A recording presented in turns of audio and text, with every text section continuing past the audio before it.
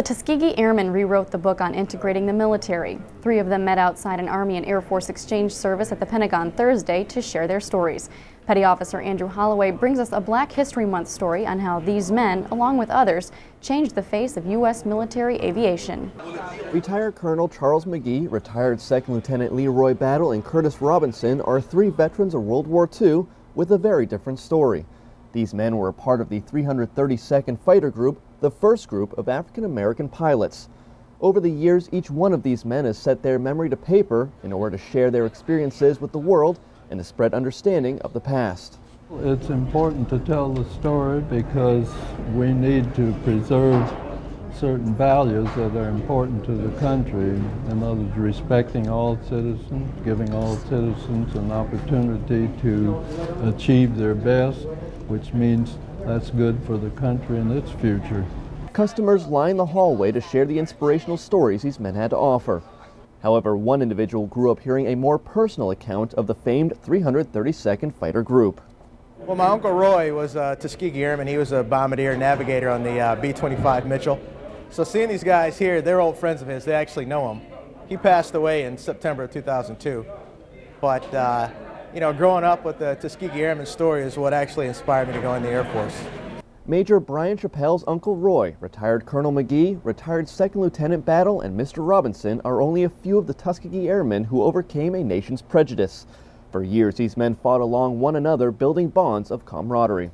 So we became lifelong friends, and certainly in addition to that, it was the support given each other as we went through training and into combat and back. These men, against all odds, rose against segregation to become one of the most known fighter squadrons to come out of World War II. The 332nd Fighter Group flew over 15,000 sorties on 1,500 missions. They hold claim that no bomber escorted by them had ever been lost to enemy fire, and were credited for over 100 downed German aircraft. During the time in 1941, you know, the United States government didn't want blacks to fly. But by 1945, the Nazis didn't want blacks to fly because we were knocking them out of the sky. For their efforts, the Tuskegee Airmen were decorated with several awards, including 8 Purple Hearts, 14 Bronze Stars, and a number of Silver Stars. But if you ask any of these men, it's not about the decorations, it's about honor and doing what is right for the good of the country. A story of determination, what it means to prepare yourself, what it means to serve our country, what it means to be a loyal citizen.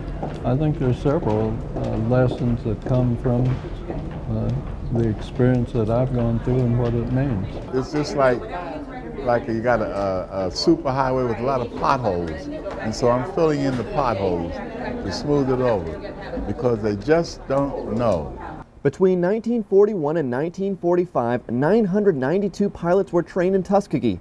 445 of them were deployed overseas, and 150 never returned home. Now, 3 men, retired Colonel McGee, retired 2nd Lieutenant Battle, and Mr. Robinson, came together to share their personal experiences with young service members, as well as the stories of those lost. Petty Officer Andrew Holloway, Pentagon Channel News.